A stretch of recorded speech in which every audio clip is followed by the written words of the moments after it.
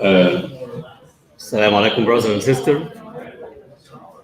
Assalamu alaikum wa rahmatullahi wa barakatuh. Inshallah, we'll begin the program. We'll have Brother Ahmed, inshallah, who is our partner in the Hajj planning this year. As we know that the Islamic Center of Long Island collaborates with local organizations or traveling groups to provide the services, logistics, and other things with us. So alhamdulillah, this time we are blessed as a community, Islamic Center of Long Island, to be working with Brother Ahmed, who I know personally as a dear friend. And mashallah, amazing work that he has been doing both for Umrah and Hajj. Inshallah, Barakah Travel will be our project partner in this travel journey of Umrah. So initially, he will mention some of the basics of the logistics, travel, planning, and other things to do. And then once he's done with it, inshallah, I will go over the Islamic aspect of what Umrah is, what Ihram is, what Ziyarah is, what we need to do. And inshallah, during the journey, we will continuously do that as well. And near the end of the program, for those who are going with us, and I know that there might be some who may not be, and they're just here to listen to the workshop, but for those who are joining us, inshallah, Brother Ahmed has their tickets, their tags, and all the material that you need for your travel. You will be given all of those things before the end of the workshop as well. So with that being said, I'll ask Brother Ahmed, inshallah, to begin. I'll request you to hold your questions. You can write them down. I'll get some index cards and pens to pass around, and you can write those questions down, and then we can ask them near the end. So this will be initially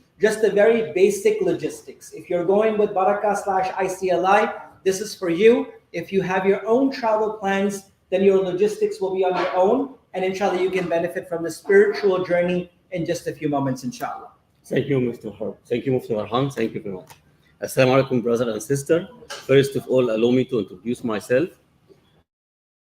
Okay. Assalamu alaikum, brother and sister.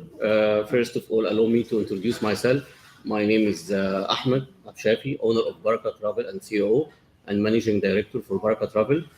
At this time, I'm very, very happy to incorporate with ICLI and Mufti Farhan for full Umrah, November 22nd, 3rd of December. Okay, now we have logistic for our program. Our program will start in November 22nd till 1st of December. We are traveling on the Egypt Air, MS Egypt Air. Our flight is 12:45 exactly from JFK.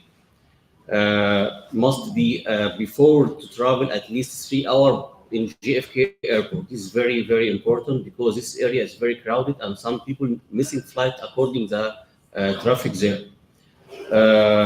Then we will arrive to Cairo and transit for 1 hour and a half or maximum 1 hour 45 minutes exactly. In our transit, after that we'll arrive at Medina around 10:50 or 11 a.m. inshallah. Our representative will meet all the groups in the Medina airport with the Saudi people because all the people holding Umrah visa, it must a Saudi person meet them at the airport. Okay, with our representative also, we have 2 persons will meet there the group. Then we will go to the bypass to our hotels in Mozambique, Anwar and Medina. We will stay at Mozambique, Anwar and Medina for 4 nights, start from 23rd till 27th. Okay. During this stay, we have a lot of activities in the hotels. Okay. This hotel is very closer from Masjid al-Nabawi, very, very close. It's considered steps to walking in the Masjid al-Nabawi. Okay, so after we arrival in Medina, we will have a schedule for activities. First day, we will be relaxing and pray. Second day, it will be 24th. We'll go to Mazarat Medina, visit Uhud Mountain, Quba Mosque, Qiblatain Mosque, Jannat al-Qabiya Cemetery, 7 of Mosque. This is very important for Mazarat. We recommend it to go. Everybody must go. This is Mazarat because it's one time. It's not all the time. And all people holding Umrah visa, not tourist visa, we have a permission to go to Riyadh al-Jannah for next day, 25. Okay, we will advise you for the time exactly according to the final permission for the time. One more for ladies and for For ladies have a special times, and for men have a special also time. So we are announcing for the scheduled timing for Riyadh Al Jannah 25th, inshallah. Okay. 26th November, inshallah, we have a lesson with Mufti Farhan about how to perform a Umrah, how to preparing to go with Umrah and everything with Mufti Farhan, 26th of November. 27, inshallah, we will departure from Medina to Mecca through the train. Okay? So we leave from the hotels around 1 p.m. after Zohr, inshallah. We will leave from Mecca, inshallah, 1 p.m. After that, we will take the bus going to Miqat or going direct to train. According the Mufti Farhan will explain with him which is better way. After that, we go the train around. The train starts 3:30. Exactly, we have time exactly 3:30. 3:30 p.m. We'll arrive Mecca during 2 hours, so maybe approximately 5:30 like this. Our representative will meet us in the Mecca station in 5:30 or 6. Then going to our hotel Swiss Al Maqam Mecca, inshallah. Around 6:30 maybe we'll arrive inshallah to hotels there, inshallah. Yeah. Also in the Swiss Hotel Maqam, we will stay from 27 till 1 December, 4 nights in Swiss Hotel Maqam, around including the breakfast like this. In the 27 November, we will go to perform Umrah. We'll go to perform Umrah, all the group. It's same day. We recommend to rest for 2 hours at the rooms. After you receive the rooms, you rest 2 hours like this, and we will arrange a meeting points to go to the Umrah during this time. 22nd, 28th, we'll go to Mazarat Mecca. Mazarat Mecca, we will see specific points like Mina, Mountain Arafat, Jabal Uhud, Masjid Al Jinn. This is the main sightseeing or main Mazarat there in Mecca, especially for Mina and Arafat, to see the tent, to see all the things there. 29 November, inshallah, it will be Jum'ah prayer. Jum'ah prayer, if you go to Haram, it must be go early. If you wanted to go to Haram, because this day is very, very crowded, so at least go to 3 hours before to prayer, at least to block the seats there. Or we have a mosque during the 11-9 for men and the 10th for women. Mosque there, you can pray the Jum'ah here without going to Haram inside, because it's very, very crowded. If you wanted to go, you have to be at least 3 hours before there. Okay, and next day for 30 November, we'll check out around, normally we already stay till 1 of December, but the flight for 1 of December, it will be early morning, around 2 a.m. or 1:30 p.m. Oh, that's right, 40? So this is easier. This is easier. Oh, no. Okay. So that's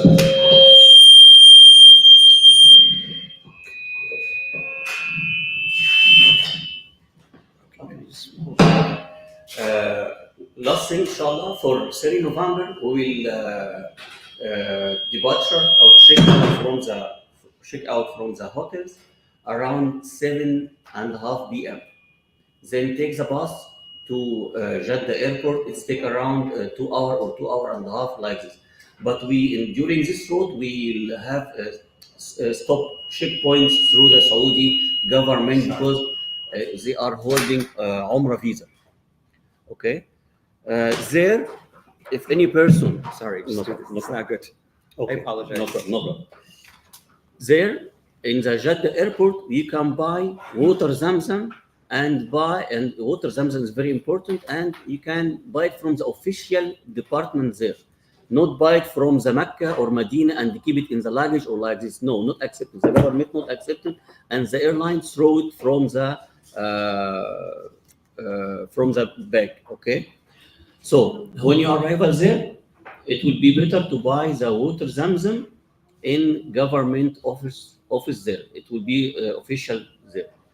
It will be cheaper at around I think 12 real or like this. It's not everyone has allowance for one only. He will show the Umrah visa and go to the water by that's it. And also for return for point something for Medina, special for Medina for Riyadh al-Jannah. Okay, we have a permission for all people holding Umrah visa, permission to enter the Riyadh al-Jannah in Medina. Okay, this permission for men, as per the scheduled time, we will receive it from the Saudi government. For women also, special schedules. So we're announcing there who is going in this time and who is going with this time. Okay, and also we have a two people will join you. So one people Saudi person, because it must be through the Saudi person going there in the Medina, in the Rawda, Riyadh al-Jannah there. That's it. So this is our service, inshallah. And after Mufti Farhan finishing all the Umrah preparation, we will distribute all the ticket and ID and visa and backpack and everything after finishing the Umrah explanation with Mufti Farhan. Any questions for the logistics? Any questions for logistics with brother? You can ask so before we start. Yes. Go ahead, sister. Sure. I could say. My mother, she's in wheelchair all the time. So there's the availability that she can get the wheelchair when she will come out from the airport to the bus and from the bus to the hotel and also in the room because she could not even can take a step. So she needs a wheelchair in the room also. Okay, for the wheelchair, okay, we will work step by step. For the wheelchair during the airport, it's very easy. We can request it. Okay, Yeah. wheelchair from the airport till the seat. Okay, and after check out from the airport, also our representative will meet there with the wheelchair. Okay, so we can provide it wheelchair, but not electronic chair. You will bring. No, that's okay. That's for Ah. the home inside. Okay, and also this hotels has inside wheelchair access. Wheelchair access go to the rooms, to inside the rooms, and also the bathroom and the restroom there. It's for the handicap. We can arrangement special request for the wheelchair. Yeah, we can arrange it, no problem for that. And for tawaf, we recommend also to you have a two idea. Even we can go direct to Haram to hiring someone, push for tawaf and sa'i. My daughter will be her.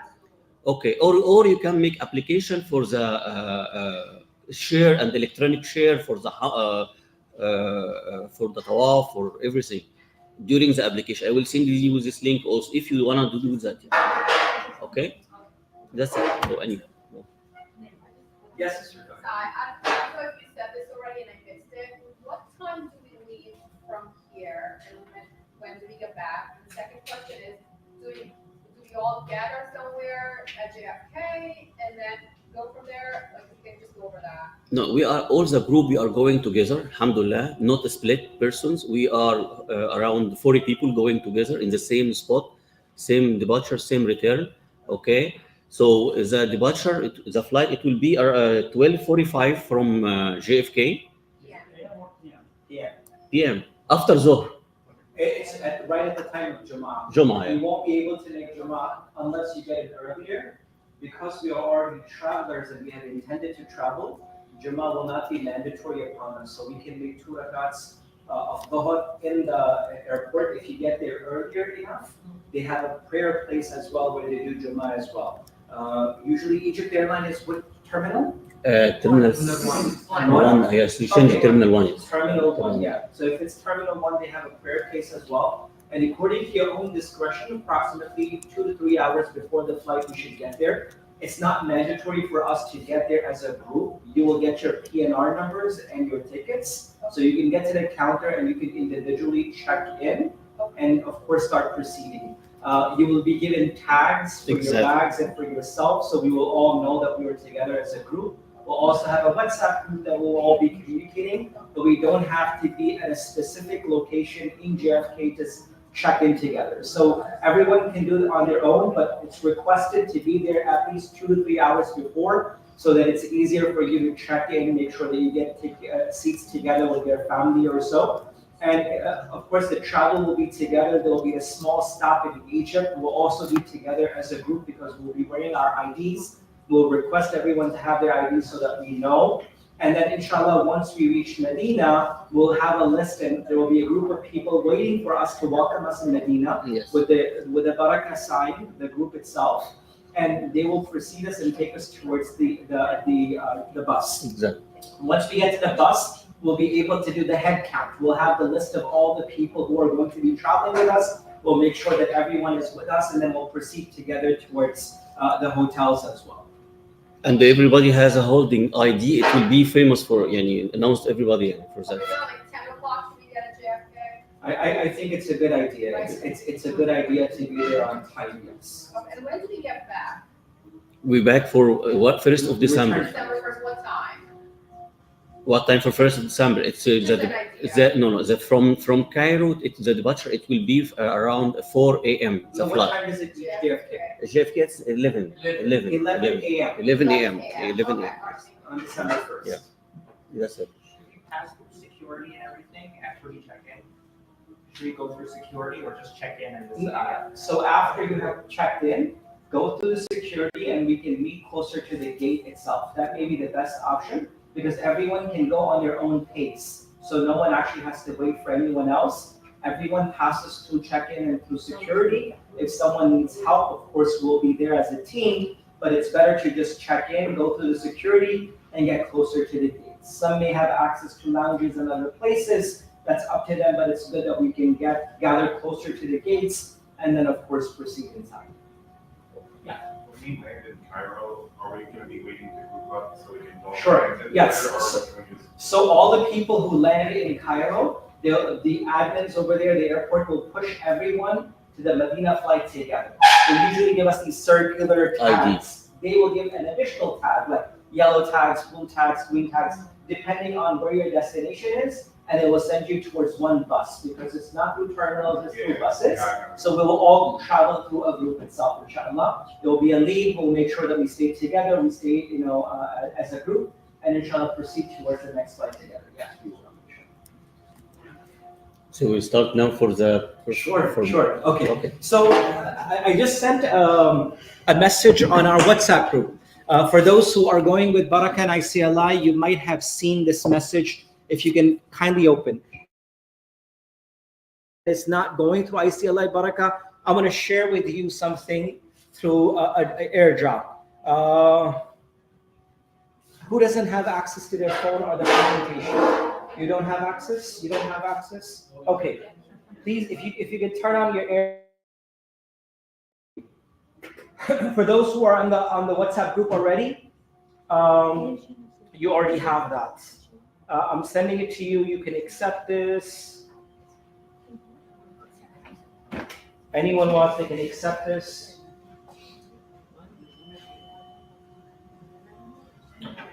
This is a presentation that will really help you during the course of your travel.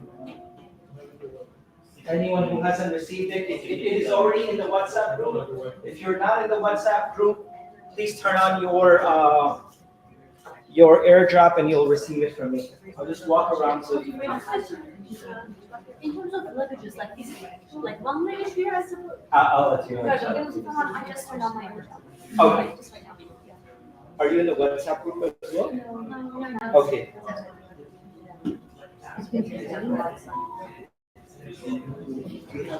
Any specific name? Hamza, I haven't. Oh, is it? Let me see. Yes. Thank you so much.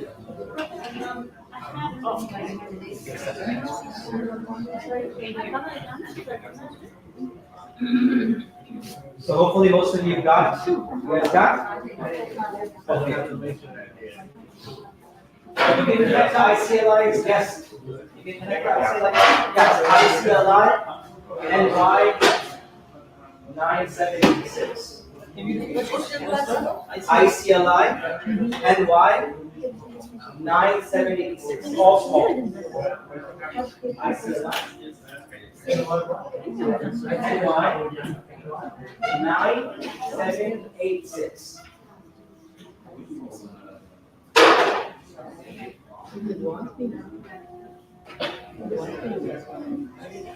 Nine. 9786. Yes.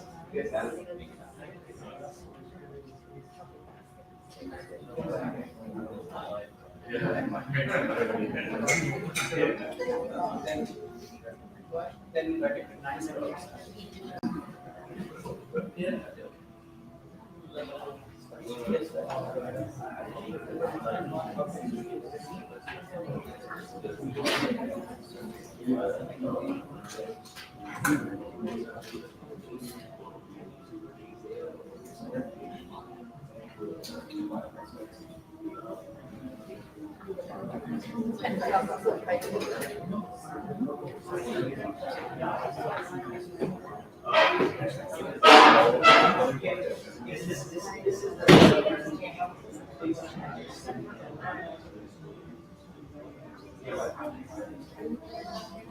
For those who are in the WhatsApp group, you already have it in the WhatsApp group.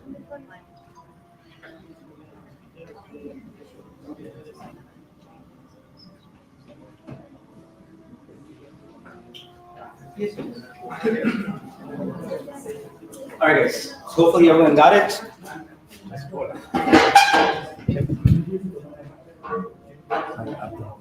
G. This is the one. Yeah, you have this one, and there was another one that I sent as well. It's on the WhatsApp group. If you go to the WhatsApp group, this one. I guess. Yeah, this is a whole presentation. G. All right, guys. Let's start, inshallah. So, a question with regards to logistics sister asked was, how many luggages can we take? So, of course, I would recommend pack lightly as much as you can. Carrying a lot of luggage becomes a little bit difficult, but every person is allowed to take 2 large luggages and 1 hand carry for yourself. So 2 large luggages. Huh? So 2 large luggages, not mine. So 2 large luggages, which is 23 kilos, 53 pounds or so. 2 larger ones, and of course the hand carry and a personal item. That's what you're allowed, but of course it's always good that you travel lightly. I'm not sure what Ahmed already mentioned to you. For those who will be traveling from Medina Munawwara to Makkah Mukarramah, our train ticket is already scheduled for the 27th. So inshallah, we will be in Medina for 4 days. On the 27th, we will depart via fast train and we will come towards Makkah. When we're coming to Makkah, our luggages will be taken from us a little before our travel so that we don't have to push and carry on the train. A special car will take our large luggage and we can only carry a small carry-on with us, and all our luggages securely will be traveled or inshallah transited to our Makkah hotel. So once we reach Makkah, it will be there for us. Yes. Are we going to travel with ihram from Medina? Yes, we have to travel in ihram. That's why you want to make sure that you have the least amount of luggage. We'll discuss all the details in just a few moments and when we are going to wear ihram. So with regards to luggage and logistics, your luggage inshallah will be taken care of by the group itself that will be taken to Mecca. So you don't have to pull them in the train itself. But of course, traveling lightly is always preferable, inshallah. So let's get quickly. Yes. No, please don't worry about it. So you're only allowed 1 official Zamzam bottle that is about 12 to 13 riyals that you get at the time of departure from Jeddah. How big is it though? Like how big is it? So it's 5 liters. 5 liters. It's 5 liters per person. A lot of people, I'm on live stream, a lot of people end up putting extra stuff in their luggage. That's up to you. Not endorsed by me, inshallah. It's off record. I know it's online, but people do that. They put stuff extra in their luggage. A lot of time they do stop you and don't allow liquids to be in the carriages. But as long as it's booked, people have gone through it and stuff like that. So it's up to you guys. But of course, it's not recommended doing that. All right, let's get to our Umrah workshop and presentation. I know there's a lot for us to cover. I'm going to go through this as quickly as I can. We won't have time to discuss a lot of details, but I promise for the 8 days we're together, inshallah, in Mecca and Medina, we'll get to learn a lot, travel a lot, see a lot of things personally and physically, see things and go through these things again and again. So we are, inshallah, really ready to perform the Umrah in the best way possible. The presentation that I shared with you is actually a Hajj presentation. But of course, it is always beneficial to go through this because it will help you a lot in what is ihram, what to do before this journey. And you can omit large portions of this presentation. But of course, I'll try to stand up so you can see me in the back. Let me fix this. And you can omit large portions of it, but just make sure that we know the basics. Number one thing to remember, brothers and sisters, this journey of Umrah or Hajj, whenever we travel to Haram or Haramain, it's not because I can do it. It's because Allah subhanahu wa ta'ala is accepting us. It's not because I have the money, the power, the connections, or the time. Wallahi, it is only the call of Allah subhanahu wa ta'ala. You know in your own life, people who have more wealth than you, more time than you, and more resources than you. But it's the qubuliyat of Allah subhanahu wa ta'ala, the acceptance of Allah. As they say the word qabiliyat and qubuliyat, the acceptance is from Allah. It's not the skills that I have. Oh, I'm good, that's why I'm going. No, it's solely the acceptance of Allah. Until the last moments, I humbly request you to ask Allah to accept you. Because if the acceptance of Allah is not there, we've seen people return from Makkah. We've seen people return once they landed and said, we don't want to be here. Right? This is from Allah subhanahu wa ta'ala. So please ask Allah for acceptance. Because the one that reaches the haram, reaches because Allah subhanahu wa ta'ala wants them to be there. So ask Allah for acceptance. Before we go, we try to make sure that we ask forgiveness from people, those that we may have hurt. We don't want to reach the haram with our hearts already occupied with so many things. Empty the burdens of your hearts, brothers and sisters. A lot of time we may have not reached out to our loved ones, our brothers, our sisters, our parents, our siblings, our children. Just let the burden out. Because if we want to fill this heart with the love of Allah, then we need to empty it from all the burdens that is already carrying.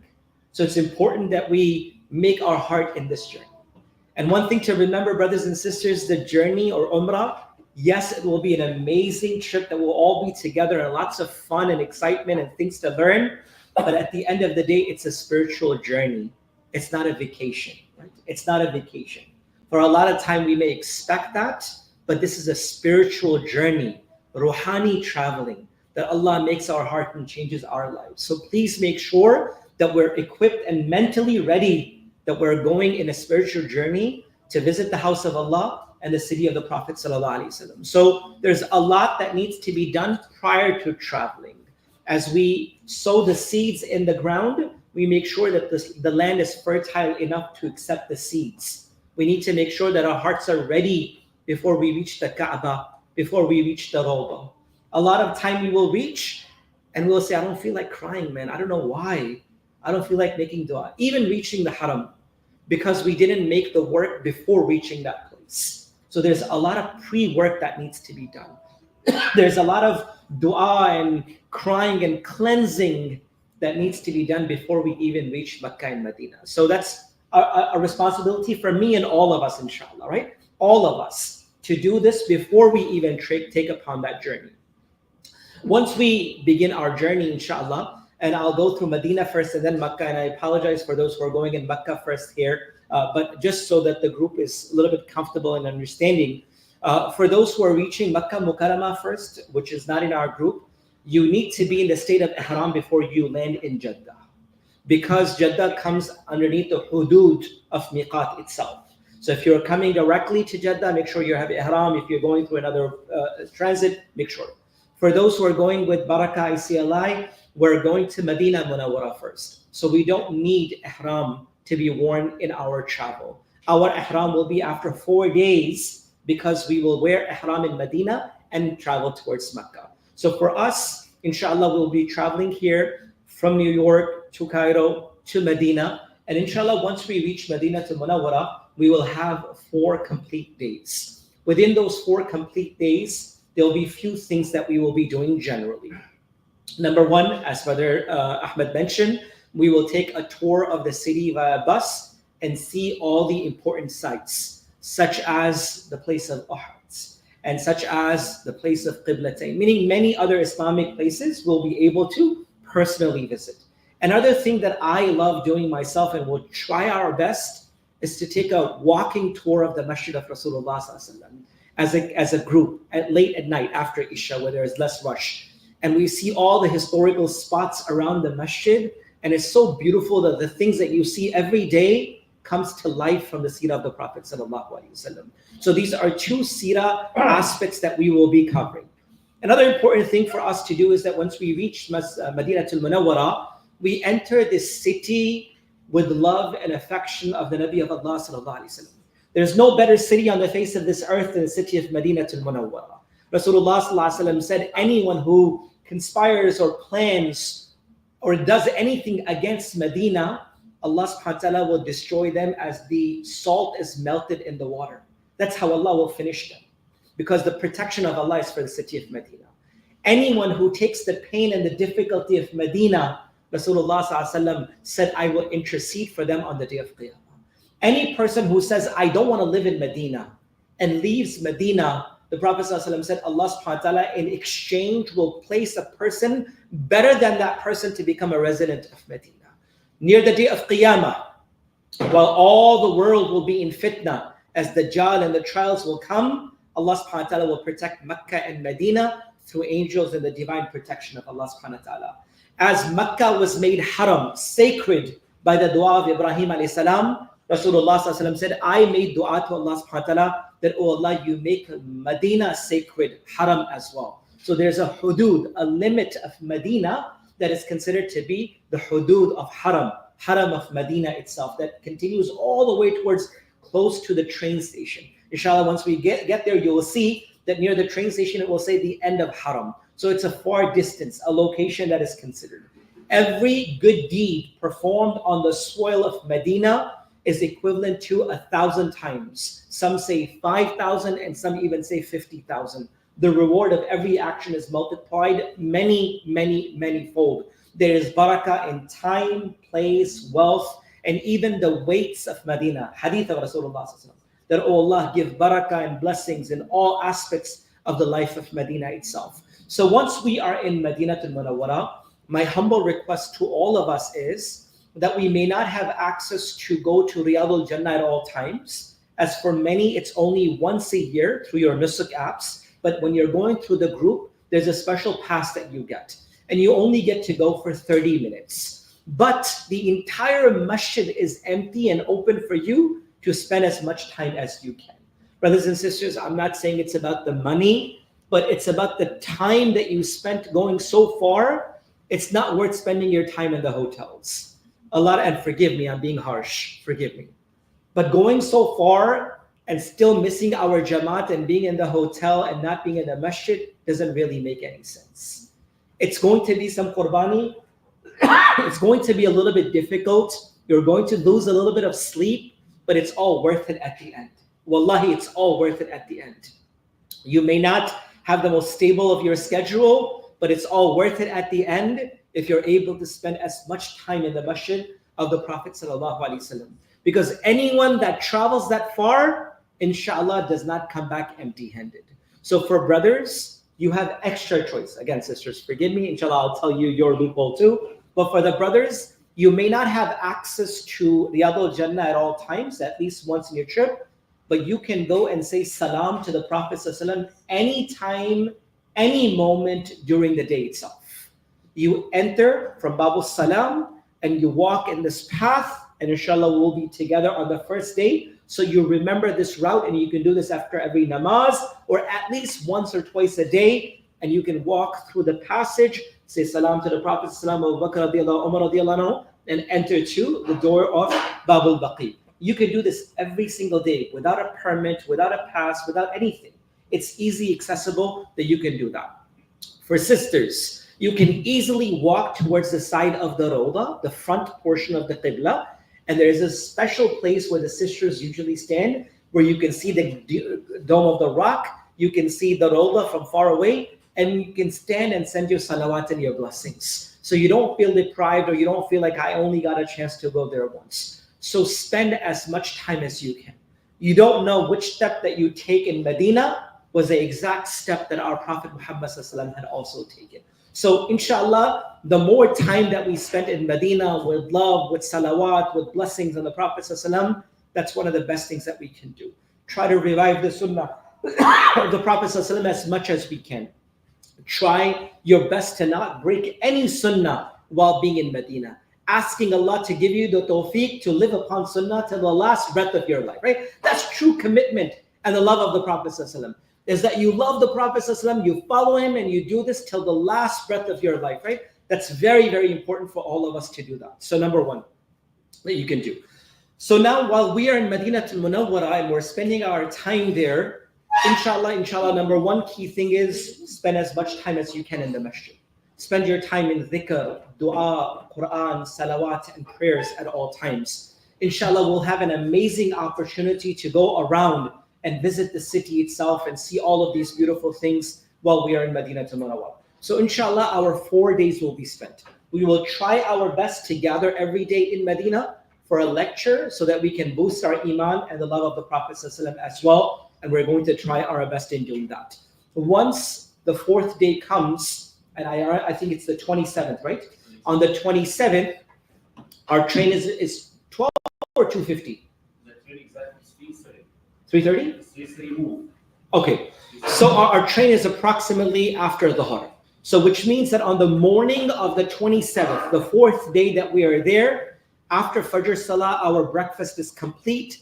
We will begin to prepare ourselves for Ihram. Usually, people go to a place called Abiyari Ali, which is known as the Dhul Hulayfa, the Miqat of Medina, which is approximately 20 minutes away from the Masjid of Rasulullah ﷺ. That's the location that the Nabi of Allah ﷺ stayed when he performed his Hajj. He stayed there the night, he wore his ihram, he made 2 rakats of salah, and then he traveled towards Mecca and performed his Hajj. But because we are traveling via train and Abiyari Ali is on a separate location, what we will do, inshallah, is that we will wear our ihram from the Masjid of the Prophet ﷺ in our own hotels. So, and we'll repeat this again and again. And if you don't understand now, inshallah, we'll repeat this so many times that you get tired of it. So on the morning of the 27th, while we have finished all of our responsibility in Medina, and it's one of the toughest times to leave Medina, the city of the Prophet ﷺ, that morning after our Fajr Salah, after our Salam to the Prophet ﷺ, our breakfast, all of our luggage has already been taken, the large ones, and the small luggage is with us. Now we come in the state of Ihram. Luggage to be separate and go to the train without luggage. Sure. And the luggage will be taken morning 27th, night 26th. We'll decide that, right? We let you know for the exact appointment and before the vote. Okay, perfect. Sounds good. So now on the 27th, around Zuhr Salah, is the time that we need to depart and go towards the train station. You need to be there at least an hour before the train departs. So the train is departing at 3:30. We need to be there at 2:30. We need at least half an hour of travel time in transit. But inshallah, right before Dhuhr Salah, our WhatsApp group will give us all the details. Hey, you need to be downstairs, the buses are there, and we're going to proceed. What we need to do on the morning of the 27th in our own hotel rooms is we need to prepare ourselves for Ihram. We need to come in the state of Ihram because we're not going to Abiyari Ali. We're wearing our Ihram from Medina. What we'll do is we'll take a shower, we will cleanse ourselves, we'll remove our nails and hair, whatever needs to be as a perfection and purification. We will take a bath and we will cleanse ourselves. For brothers, it's only 2 pieces of clothing, preferably to be white, unsewn and unstitched, one for the bottom and one for the top. Wearing shoes that are comfortable, but they are not those shoes that cover the protruding bone, the top bone. Like for example, if you wear shoes that are completely closed. So the protruding bone, it is actually in the presentation as well. And if you have any questions with regards to what shoes, I can personally tell the brothers as well. So you need to have 2 pieces of clothing, no undergarment, and you wear shoes that allows you like flip-flops or slides that really don't cover the top bone. You can wear sunglasses, you can wear a watch, but of course not in a sense of ornament and fashion, but in a time of need and necessity. You can wear a backpack, you can wear a belt, you can wear a fanny pack, anything that has stitches in it. You can wear shoes with stitches, that's fine. So long as your clothing are not stitched. So long as your ihram is not stitched, you can wear bags, you can wear backpacks, you can wear sunglasses, you can wear all these things. Prior to coming into ihram, you can put on deodorant, you can put on lotion, you can put on oil. The Prophet ﷺ, on the day that he wore his ihram, he asked al-Mu'minin Aisha radiallahu anha to take some fragrance and rub on his back. And his entire body was rubbed with perfume, meaning atar and fragrance. So you can apply whatever you want on your body prior to wearing your ihram itself. Even though you're wearing the ihram right after that, it may touch, that's fine, so long as you're not directly applying fragrance to your ihram, as long as it's on your body. So prior to wearing your ihram, after your shower, for both brothers and sisters, lotion, oil, deodorant, perfume, colognes, whatever you need to use, you can use it on your entire body. Then you wear your ihram. For brothers, 2 pieces of clothing. For sisters, you cover your entire body, making sure that the entire body is covered, except there is nothing directly touching your faces. For our mothers and sisters who do niqab and cover their faces, they may opt of wearing something as a hat or something, or a visor that will keep the cloth in front and does not directly touch your face, the cloth itself. So in that case, you have to cover your entire body, except for your face, that it cannot directly have any cloth touch it. You can wear your shoes, you can wear socks, you can wear anything. You don't need to wear slippers, right? Have something comfortable that you can really travel upon. You can wear anything as a backpack, you can wear your glasses. All these things are acceptable. And all of these things that I mentioned prior to that could be worn. So once you wear your ihram, once you have worn your ihram for both brothers and sisters, now it's time for us to make 2 rakats of salam, which is sunnah in order to come into the state of ihram. The Nabi of Allah ﷺ recited Qul ya ayyuhal kafirun in the first rakat and Qul huwa Allahu ahad in the second rakat. If you don't know, you can make any surah inshallah. Once the 2 rakats are done, now it's time for us to come into the state of ihram. There are 2 things that you do once you come in the state of ihram. One is wearing ihram. One is the state of ihram. And 2 things that must be done. It's in our presentation. Number 1, niyat, intention. And number 2, talbiyah. Number 1 is intention. Oh Allah, I make intention and niyat to perform umrah. Oh Allah, make it easy for me and accept it from me. And you say, labbaik Allahumma labbaik. Labbaik la sharika laka labbaik. Innal hamda wa ni'mata laka wal mulk la sharika laka. As soon as you say these 2 things together, now you're in the state of ihram. All the restrictions, all the conditions of ihram are upon you now, right? As soon as you do these 2 things. So inshallah, on the morning of the 27th, when you cleanse, you shower, you wear your ihram, you make your 2 rakats even in your hotel room, or you can go to the Masjid Nabawi and make your 2 rakats, and then we'll put our luggages in the bus. And once we sit in our bus and we're traveling towards the train station, we're going to do these 2 things together. So no one forgets, inshallah. We will do this niyat and talbiyah together. So inshallah, no one forgets before we reach the train station. Even though you have 5 minutes till the train moves, and then an announcement comes that we're about to leave the miqat, make sure that you have your intention. But we will do this in the bus because we will all be together. Because once we get to the train station, we might have different coaches that we sit on, same train, but different boxes. So it's good that we make the niyat and talbiyat together, inshallah, so no one forgets. But this is just for your information that you need to have intention, niyat. It could be in any language. Allahumma inni uridu al-umrah, fayassarha li wa taqabbalha minni. It's in the presentation that I shared with you. Oh Allah, I make intention for umrah, make it easy and accept it for me. Number 2, talbiyah. My humble request, one request amongst many. Please learn the meaning of talbiyah. Just don't randomly say labbaik, Allahumma labbaik. Please say labbaik like you mean it and you know what you're saying. Oh Rabb, I'm here. Oh Allah, I'm present for your service. Oh Allah, I'm here in your court. Meaning when you say labbaik, it should not just be labbaik.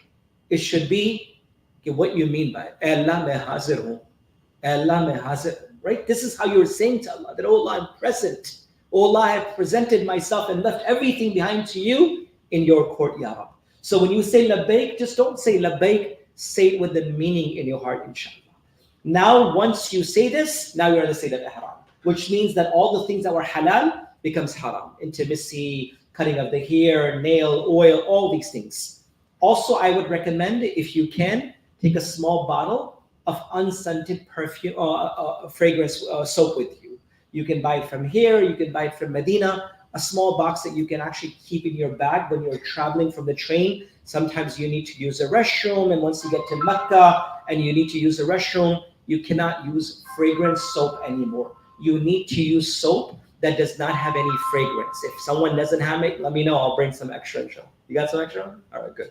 So I told my wife she'll carry some extra ones. So we'll keep some small boxes, and you guys can keep that in there. It makes it easier because when you go to the trains, they don't have fragrance-free soaps. Once you get inside your Makkah hotels, before you go when we go for Umrah, they're not going to have fragrances. So you don't want to use a soap that will get a dum on you, and you don't want to use anything with fragrance. So inshallah, what we'll do is that once we get to the train station, we wait there, the train starts, and we keep ourselves engaged as much as we can with talbiyah, labbaik Allahumma labbaik, labbaik la sharik. This is the greatest dhikr that you can do at this time. Continuously read this. And once we reach, inshallah, Mecca, we will be taken by the transportation that will be present in Mecca, and will be transported towards our Mecca hotels. Once we reach our Mecca hotel, families will be requested and they will be given their key cards to go to the rooms. If you have brothers or mahrams with you, we will keep them down so that they can take the luggages back to the room, so you know that they can identify, or the families themselves can identify, or just let the concierge know that this is your room and this is your luggage, and they'll bring it up to your room. What we will do is, most likely, what I'm anticipating, Allah knows best, that after Isha, we will fix a time for all of us to collectively go for Umrah. Some of us who might have been there before and want to go early, alhamdulillah, that's fine. If we're leaving around 2-ish, 3-ish, the time of transit is 2 hours and 45 minutes in a train. It's 300 kilometers, it's very fast, it's very easy, doesn't feel like a burden. Alhamdulillah, very easy that you can get there. So I'm hopeful that we're there around 5-ish at that time. Around check-in will be 6, will be Maghrib. If we start at that time, it might be difficult. So we will make our Maghrib, we will make our Isha. If someone wants to have a little bit of meal, get some food or anything like that, easily possible. The building that we are staying in is the Fairmont Clock Tower building with 5 different hotels, the Swiss Maqam, Swiss Hotel, Raffles, and all the other hotels. And in this hotel, there's 2 floors called the P3 and the P4 that are the food courts. So if you want to quickly go, and I'll tell you all that once we are there as well, that you want to quickly go grab some food so that inshallah you have enough energy that you can perform your Umrah possible. That can easily be done, inshallah. And I think we'll fix a time like 10-ish or whatever it is at that time, where people after Isha are done with their tawaf and it's not a lot of rush. And we as a team, inshallah, will gather in our main lobby and inshallah travel towards Umrah. We will repeat all of the details of Umrah again in Medina and in Mecca, so that no one feels that inshallah they are not, they don't know what to do. So once you get inside your rooms, freshen up a little bit. Of course, if you want to change your ihram, you could change your ihram. Changing of your ihram does not take you out of the state of ihram. So if you feel like, hey, during my travel, my ihram got a little dirty, I want to change it, you could, that's fine. For a sister, you want to change your clothing, you feel like something got dirty, you can do that. That's perfectly fine. So long as we don't do things that will nullify our ihram, such as using fragrance or cutting hair or nail or soap and things like that, that has fragrance. Otherwise, if you want to make wudu, or for brothers or sisters, if you want to just hang your clothes and just rinse yourself with a little bit of water and freshen up, which also gets your wudu done as well, and rewear your ihram, that's fine. So long as you don't rub your hair and break your hair, that's perfectly fine. If you find a strand or 2 broken, that's fine. Don't worry about it. One thing that I would recommend is give a lot of sadaqah in your journey. Sadaqah means 5 riyals, 2 riyals, 1 riyal, wherever you are, because it takes care of the mistakes that we have made. And our du'as are accepted. And the difficulties that come upon us, Allah removes that. Rasulullah SAW says 2 things can change your taqdeer, your destiny.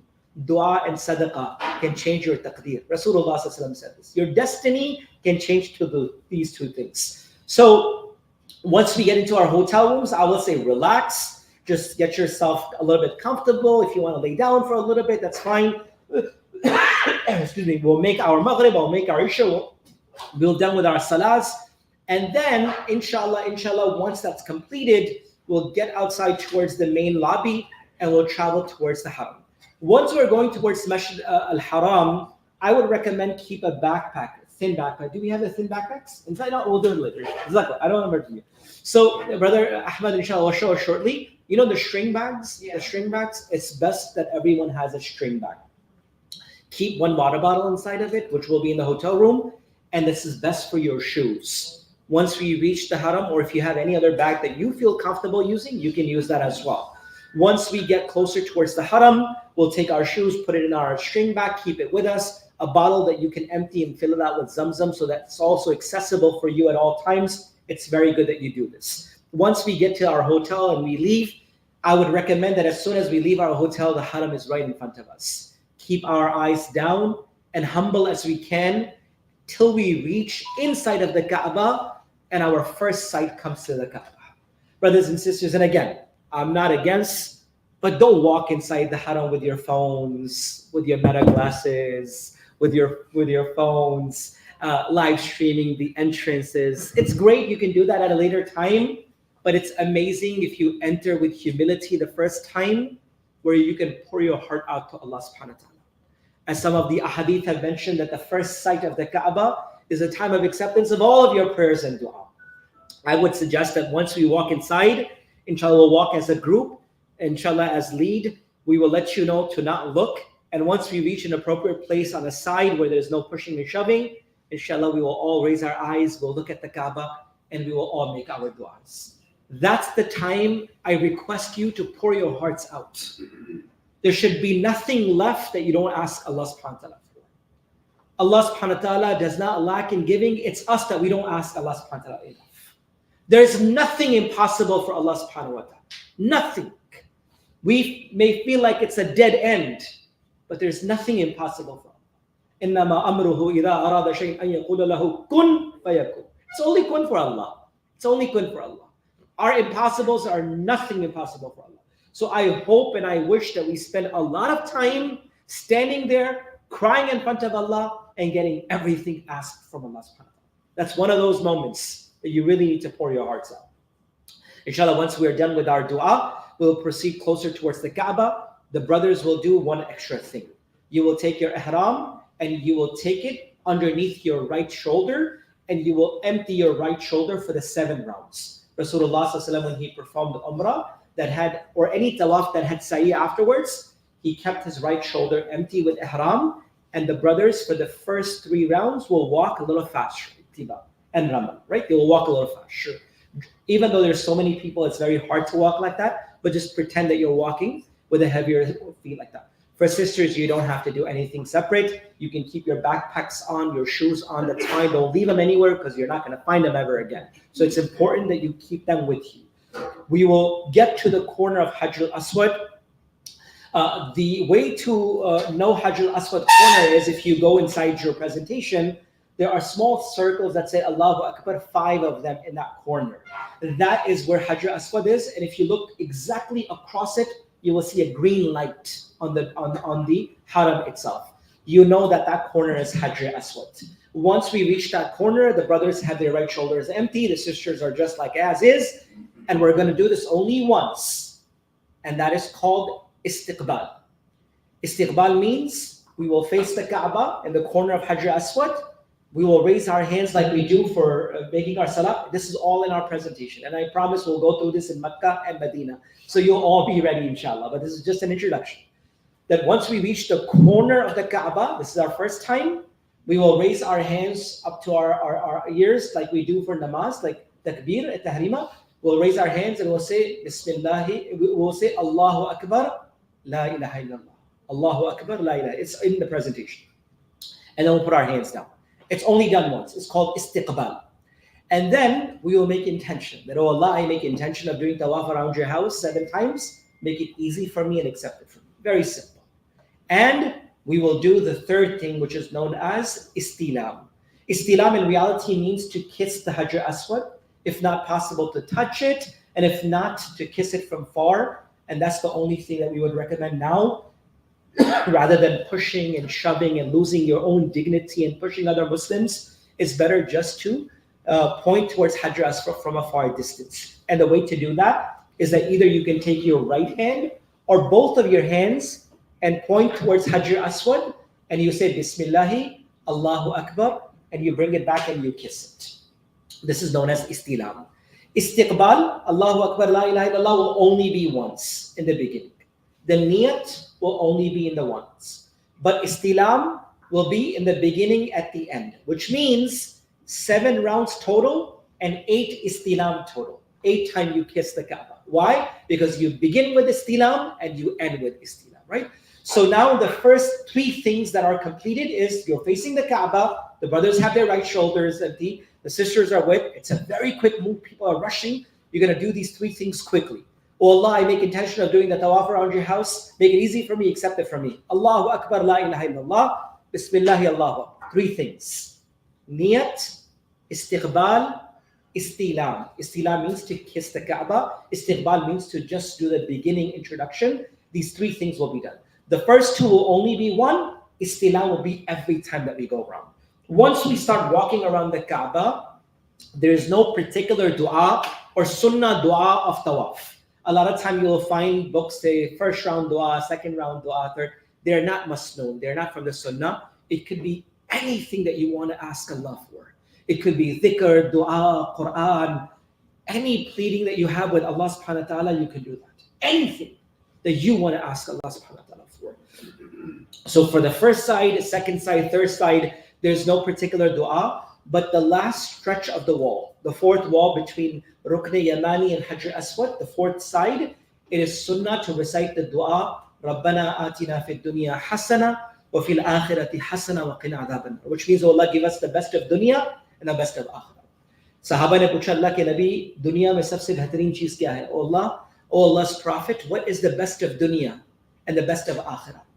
So Rasulullah says 3 things define the best of dunya. So when you are asking Rabbana Atina, please make sure you keep these 3 things in your mind, that oh Allah, give me the best of dunya. What does it actually mean, the best of dunya? Rasulullah said a righteous spouse, obedient children, and halal and tayyib rizq. 3 things, provision and sustenance. Allah gives you a good spouse, Allah gives you obedient children, and Allah subhanahu wa ta'ala gives you sustenance and rizq that you don't have to beg others. Halal tayyib rizq. This is what you keep in mind when you're making the dua, Rabbana atina fid dunya. Allah, give me the best of dunya. And of course, the best of akhirah is the pleasure of Allah in a place in al-firdaus al-a'la, right? This is something that we need to ask Allah. So the 4th stretch is Rabbana atina fid dunya. Once we reach the corner again where the green light matches Hajar Aswad, we point towards it again and say Bismillah Allahu Akbar, and we kiss our hands. Then we do this. And we keep on doing this 7 times. And once we are done on the 7th time, that's the time we step out towards the outside of the tawaf, and we find a place next to Maqam Ibrahim, the footprint of Ibrahim alayhi salam. For those who have been to Medina, Makkah Mukarramah, and for those who are going for the first time, may Allah accept all of us, Maqam Ibrahim in reality was connected to the Kaaba. Inshallah, I'll show you when we get there. It was actually connected to the wall of the Kaaba. It was moved back over time because it was a stone that was moved to construct the Kaaba. It was very connected to it itself. But we'll find a place behind Maqam Ibrahim, and inshallah we'll stand there and we'll make 2 rakat. These 2 rakats after the tawaf are wajib, are mandatory, compulsory. First rakat, Qul Ya Ayyuhal Kafirun. Second rakat, Qul Huwallahu Ahad. And after that, the sunnah is to wear your, of course, clothing. Again, the brothers will cover their shoulders, and you drink zamzam. Tawaf, 2 rakat salah, and you drink zamzam. Rasulullah said, and I love this hadith, al-ma'u zamzam lima shuriba lahu. You make intention and dua for anything Allah will give you after zamzam. He said, al-ma'u zamzam lima shuriba lahu. Whatever you ask Allah, dunya or akhirat, Allah will give you. Hadith of Rasulullah. Anything that you ask with the right intention, while drinking zamzam, Allah subhanahu wa ta'ala will provide for you. So that's one of those opportunities. Just like seeing the Kaaba, After your tawaf and drinking Zamzam, that's the time to make your dua. Pour your hearts out. Ask Allah for anything at that time when you drink your Zamzam and you're looking at the Kaaba.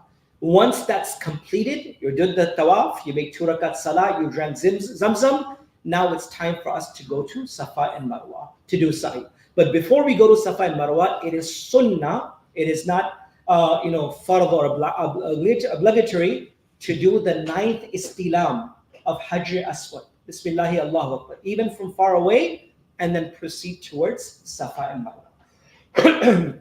Once we reach Safa and Marwa, we will stand on top of Safa. It's the mountain. We will try to face a location where we can see the Kaaba, and we will say Allahu Akbar, Allahu Akbar, Allahu Akbar, and La ilaha illallah. This is the Masnoon dua. And then we'll make intention. That, oh Allah, we make intention of doing sa'i between Safa and Marwa. Make it easy for me and accept it for me. We'll all make this intention. And we'll start moving from Safa to Marwa. Between Safa and Marwa, there is a green light that comes between it. It's a point where the wife of Ibrahim alayhi salam and the mother of Ismail alayhi salam, Hajar, she ran between these 2 points. If you look at it geographically, these were 2 mountains, and these 2 green points were a little bit of a drop, a little pit. So when she came between these 2 points, she couldn't see her son a little far away. So she would run between these 2 points so she doesn't lose the sight of her own son. So even till today, you remember that sunnah and you take faster steps. For sisters, we recommend, or of course, because there are other men and because of haya and modesty, they should continuously walk and Allah will give them the reward. The brothers could walk, but this is not a 100-meter race. I see brothers racing 100-meter race. I see my own son doing a 100-meter stretch. So don't run too fast that you're going to lose your families. I know all of you guys are trying that, but please don't do that, right? So make sure you keep them with you. And then inshallah, once you reach that side and reach all the way towards Mina, Safa to Marwa, we say Allahu Akbar, Allahu Akbar, Allahu Akbar, La ilaha illallah. Because anytime when you go up to a mountain, you say Allahu Akbar. And once we reach Marwa, we can stand there, we can make a little bit of dua. If not, we can continuously move. It's not necessary to stand and make dua. And then we'll go towards Safa again. And inshallah, starting from Safa to Marwa, that's 1. Marwa to Safa is 2. And then Safa to Marwa is 3. So that means that we start at Safa and we end at Marwa. Once we end at Marwa, we make dua to Allah subhanahu wa ta'ala for acceptance and qubuliyat. Sisters sometimes, and again, this is, you got to be a little careful. There are a lot of people standing there. They'll tell you, hey, we will cut your hair, we'll take you out of ihram. There'll be a lot of women there. And then once they cut your hair, they'll ask you for $100, $200, and then they won't let you go. So either you can carry your own small scissor in your own small pack that you can cut there, or you can wait till you come back to your hotel room, and in parda, you can easily cut your hair and come out of the state of ihram. Don't rush doing it there. A lot of times people say, oh, do it now, do it now. Don't rush. You can easily come back to your own rooms and you do it. For the sisters, you take your entire hair as a ponytail, take the bottom of it, make it into 3 parts, and anything that wraps around your index finger, this much must be cut. So the bottom of the ponytail, make it into 3 strands, 3 portions, and then you wrap it around your index finger. The amount that wraps around, the minimum must be cut, and that takes you around from 3 parts at the bottom. For the brothers, you have 2 options. You can do either qasr, which means you can lighten your hair, which means at least 1/4 of the hair from all sides, or you can completely shave your head. Rasulullah made 3 dua for those who completely removed, and 1 dua for the person who trimmed. But of course, both are permissible, both are acceptable, and that is something that removes us and takes us from the state of ihram. Once that's completed, you can take a shower, you can cleanse up, you can wear your normal clothing, and now you're completely out of the state of ihram. And for the next few days, inshallah, we'll be in Mecca, we'll travel the local locations, Mina, Arafah, Muzdalifah, all the Hajj maqamat we will see, inshallah, through a bus. Another thing also to remember, and again, I know I'm being recorded, it's live stream. The restrictions and conditions of the haram at this moment is that you must be in the state of ihram in order to enter inside the Kaaba. I'm not sure the state of ihram, but clothing of ihram, I think you need to be. That's about you're going to get me in trouble. So you have to be in ihram for brothers in order for you to go inside the Kaaba. Usually the sisters who are wearing abaya, they don't really check you. They let you go inside the Kaaba or the first floor at all times. For brothers, if you don't have your ihram clothing on, they won't let you go inside the mataf again. You can go inside first floor, second floor, third floor, basement, you can go all over. But if you want to go and touch the Kaaba again, You need to have ihram. If you don't have it, then they won't let you go inside. So now people do two things. Either people go to Masjid Aisha, want to do a second Umrah, and come back and perform a second Umrah, or you guys don't know what I'm talking about. So I don't endorse that, but if whatever, if you feel comfortable, some people say it's man-made rule. We're going there once at a time. No one should stop us, this and that. And they wear their ihram and they just go like this without the intention of ihram. They're just wearing 2 sheets of clothing. They go inside. It's between them and Allah subhanahu wa ta'ala. Wallahi, at the end of the day, the mu'amala is between them and Allah subhanahu wa ta'ala. I remember the first time I was in a long time ago, not the first time, but long time ago, I was still a little young child, and I remember I was with my mother, and I saw a lady, and I think she was from Pakistan or somewhere else, and she was kissing the floor of haram. So I was studying, and I didn't feel comfortable. I said, why is she doing that? And my mom said, for you, it's easy that you can come whenever you want. It's her entire life that she has saved to see the Kaaba itself. She doesn't know how to express her joy and happiness and her gratitude that Allah has accepted her to be on the grounds of the Kaaba itself. So sometimes you don't know the niyat of people. So I'm not there to judge any one of you if I see you in ihram going inside again, right? So it's up to you guys. Allah knows our intentions. Allah is the best of those that inshallah holds us, but may Allah make it easy. Let's have Q&A. Any questions with regards to what I said at this moment, inshallah? Let's take some questions. Yes. If you want to do one-on-one, Yes. how difficult is it to go and It's not difficult at all. The question is, if you want to do another Umrah, how do you do this? How difficult is it? My recommendation is you wear your ihram from your hotel room in Makkah, in Swiss al-Maqam. Wear your hotel there, because you don't want to go to Masjid Aisha and wear your ihram because the bathrooms may not be very clean. You wear your ihram, you get your backpack, you get everything ready, you stand outside the hotel, you get a taxi for 30, 40, 50 riyal as a family. You go there, they'll wait for you outside. You go inside Masjid Aisha, make 2 rakats of namaz, make niyats, intention and talbiyah, sit inside the taxi and come back and go straight to the haram. You don't have to come back to the hotel. You don't have to change your ihram there. It makes it very easy. It's not difficult. It's simple, but it takes a lot of strength. Do I recommend that? It's all up to you. I would say spend as much time as you can doing extra tawafs, as much as you can. And nafal tawaf includes 7 rounds around the Kaaba. And you can do that anytime, any moment. And the greatest ibadah that you can do in Mecca is extra tawaf. Because Quran, dua, zikr, salah, you can do anywhere. But there is no tawaf anywhere except for the Kaaba itself. Hadith of Rasulullah sallallahu alaihi wasallam, there are 120 rahmat of Allah on the Kaaba at all moments.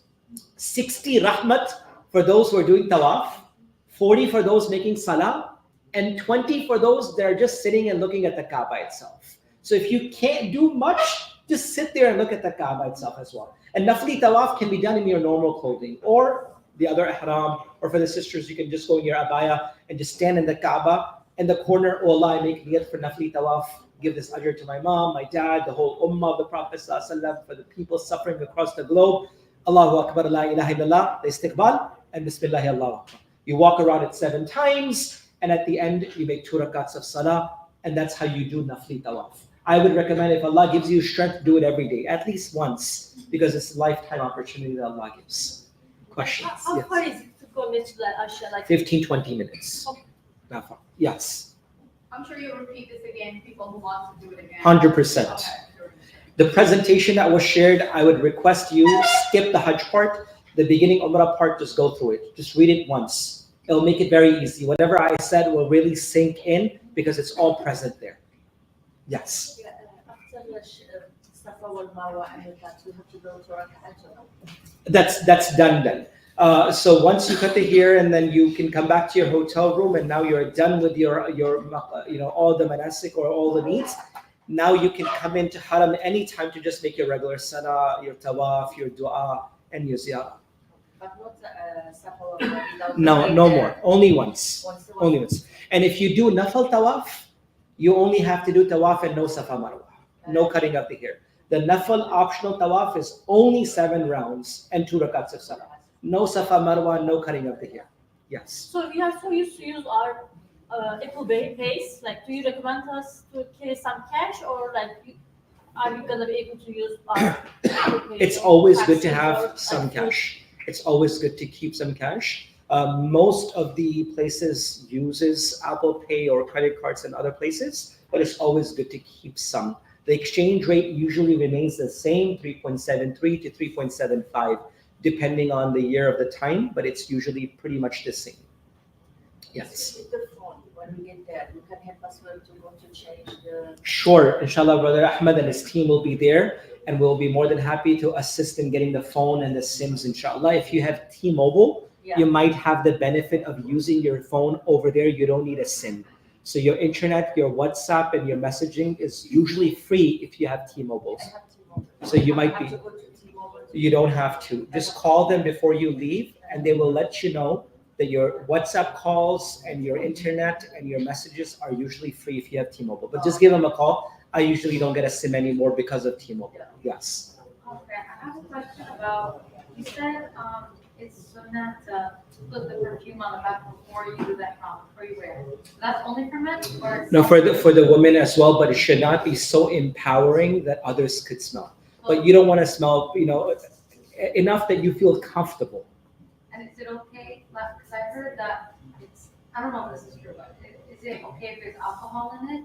Or Sure. it has to be whisker? Sure, no problem. So if it's a perfume or a cologne that actually has alcohol, that's fine because it is not a drinking alcohol. It's an ethanol alcohol that actually evaporates. So there's a huge research done by my own teacher, Sheikh Mufti and many others, that it's acceptable to use perfumes and colognes that may have alcohol, and it does not invalidate your ihram, your salah, your prayers in any way. So anything that you use in general, in your own personal life, you're more than welcome to use that, yes. And during ihram, is it okay to put mist or not like Sure. roll on? That's fine. So once you wear your ihram and you make your niyat and you say talbiyah labayk, after that, no more risk. Nothing after that, even if it does not have alcohol. No more fragrance. Once you're done with your tawaf and your sa'i, you clip your hair and you shower up, then you're allowed to. Once the ahkamat or the rulings of Umrah are complete, then you're back to normal. Yes. So, Masjid al-Kaaba, we are not supposed to have any slippers, anything, like no shoes. How about between Marwa and Safa and Marwa, Safa? if someone I don't has have anything. if someone has any difficulty walking or someone has any issues with their feet when they cannot walk barefooted, you can have clean shoes that you can use between Safa and Marwa. As long as those shoes are clean, pak, they have not been used in a dirty place, then you can use shoes between Safa and Marwa, and they make it, because it's a bit of walk, it's so you can use them. Also, my question is for the guys, like they are not supposed to like wear shoes, right? Can they wear shoes or? Yes, as long as they fulfill the condition of the shoes. The top With the protruding ihram. bone. Yes, they can. They can. Yes. As long as it does not cover the top protruding bone on their feet, like a slipper, like flip-flops, they can wear So them. between Safa and Marwa, they can wear shoes. As But not long- around Kaaba. As long as there's a medical condition that you cannot walk barefooted. It's recommended to walk without shoes, to put in the sacrifice, put in the effort. But if you know that you walk this much, you won't be able to function for the next 3 days, then yes, you're allowed to wear shoes only when there is a necessity and a need. My also concern is like, what I remember was it was like all marble and it's very cold. So like Yes. So for anything sisters, wool or something for like that. sisters, you can definitely wear socks. Socks. You can wear But socks. not the guys, not the men. For the men, they won't. Let them bear some little bit of it. They need it. They need it. I Yes. have one last question. It's about the first site of the Kaaba. I know the dua, except like the first dua you say, or it's like the whole paragraph of dua. I personally take the opinion myself is that the one that brought us so far will not limit us to one dua. I would say every time you walk there, go with the intention that Allah will accept. I always remember, and I would say the larger portion, not one dua, the larger section itself. I remember asking one of my beloved teachers, and may Allah reward our teachers in the best way. There's a hadith of Rasulullah ﷺ that says, whoever uses the word Ismul Azam, the greatest name of Allah in dua, Allah subhanahu wa ta'ala will never reject their dua. So this one teacher of ours was super pious, like super pious. He was known to be like super pious. So one day we all gathered him and we said, Ustaji, like, please, like, tell us what is Ismul Azam. We got a pending list of dua. If you could just tell us once, what's that name of Allah, the greatest name of Allah? Just like, share a little bit. So he gave us an example. He says it's a bad example, but understand this. He said, imagine you are in the water and you really have lost how to swim. And you have one friend of yours, like Brother Ahmad is there, and I'm in the water, and I only have one breath left inside of me before I drown. May Allah forgive and protect us all. I only have one breath that I push myself out, and I said, Brother Ahmad, like that one breath. I know that if I don't use that breath properly in calling him, no one will ever come for my help. He says, call Allah like this when you're asking Allah for anything. This is your Ismul Azam. Allah will accept it no matter what.